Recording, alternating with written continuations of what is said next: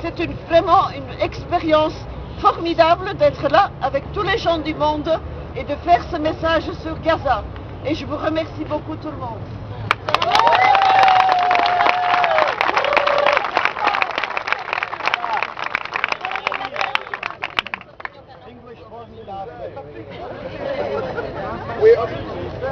Well, I think it's just fair not translating everything to very French. moved and she's got these 5 days to be with all of us, to send our message to Gaza, and she wants to thank everyone for this incredible experience.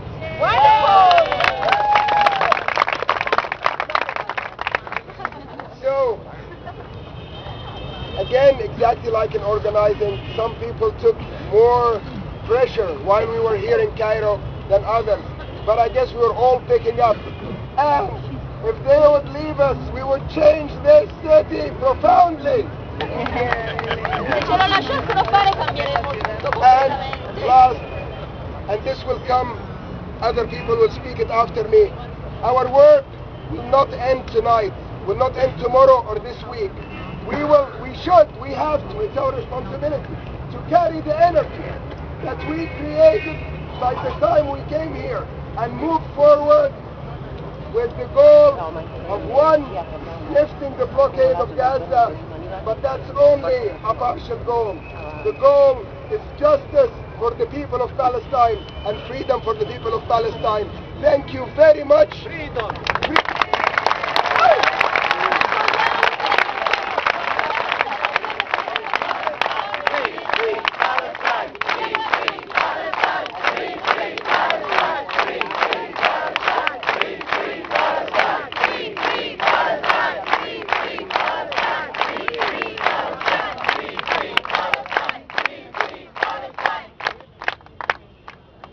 Friends, we know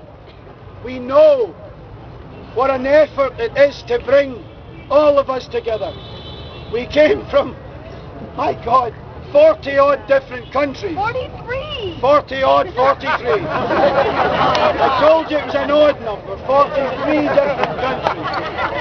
That's a hell of a number. That's a hell of a number. And the operation to get us here was not something that somebody sucked out of their thumb. It was extremely hard work and extremely difficult.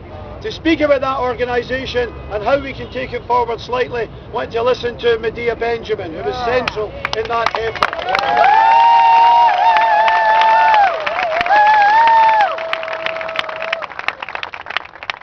So I want to first start out by apologizing for many mistakes we have made, for many disagreements, for many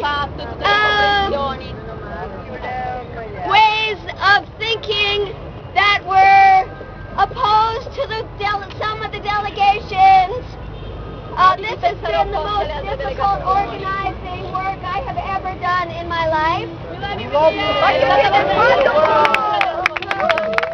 A year ago, CoPink was not involved in this issue at all, and we were perhaps very naive. Not perhaps, we were very naive.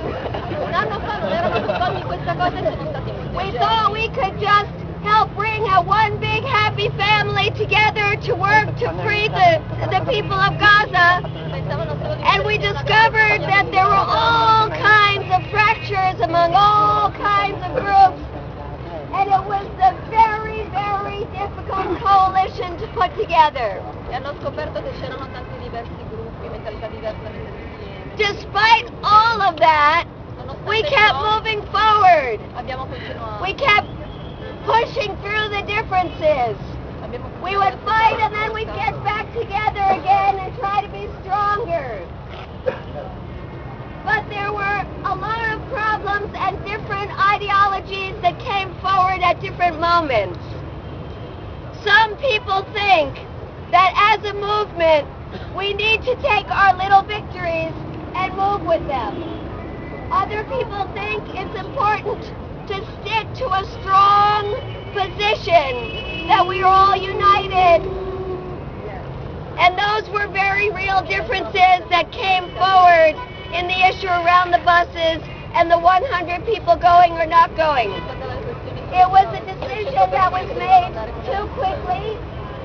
We didn't have any democratic structures to use to make that decision.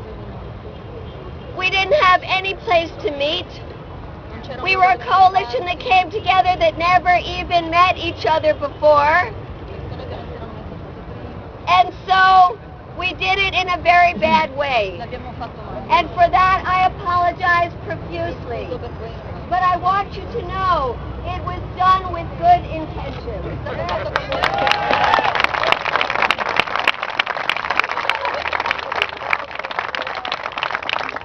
I think the scene at the bus is something we never want to see repeated in our movement. And I beg you that when the people who left come back, you treat them with respect because they went, because they love the people of Gaza and thought it was the right thing for them to do.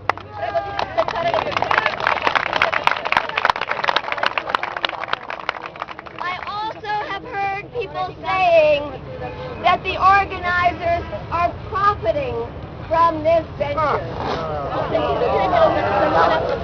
Let me tell you, there was one paid, lowly paid person in this entire coalition, and she stayed back home to be doing all the data processing and the paperwork. She stayed home.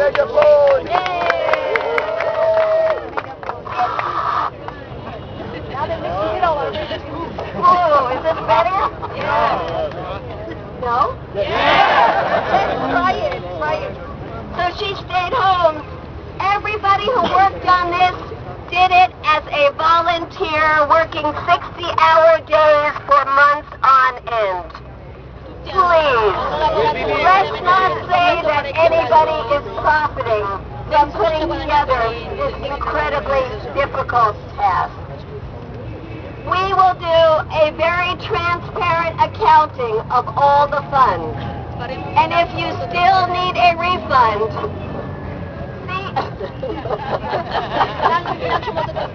see me afterwards. Just imagine, in our group alone, there were 750 people. So it has been an incredibly difficult task. But let me assure you, nobody is profiting. We had to put tens of thousands of dollars to reserve hotels in Gaza, to set up tents in Al Arish, to get food prepared for our group of 750 people, to have an advance team come 1 month in advance, to be going to the ministry every single day, to be doing all the advance work. We will probably end up in the hole. You know what in the hole means in the way I speak and money? If anybody wants to make donations, great. And any money that will be left will be used to support groups inside Gaza. Are we all agreed to that? Yes. Are we all agreed that we will not spread rumors that anybody in the steering committee is profiting from this? Yes. So that's all I wanted to clear up, except to say that I feel like this, I've been here for a month, I can't believe it's been like 1 week. And about 3 days ago, I swore I would never do any work on this issue again. I have been beaten up, I felt abused, I spent 7 months of my life for nothing. And then the day after that many of you here beat me up, you came up to me and gave me hugs and gave me kisses and said, I disagree with you profoundly on what happened, but I love you and respect you and know that you did it from your heart.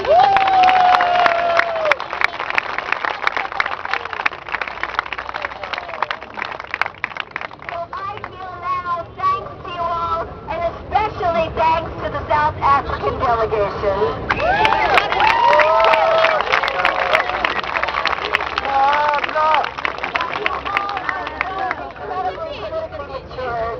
You made a decision opposed to the decision of some of us. We had a long and respectful talk about it, and we went away with hugs and kisses like brothers.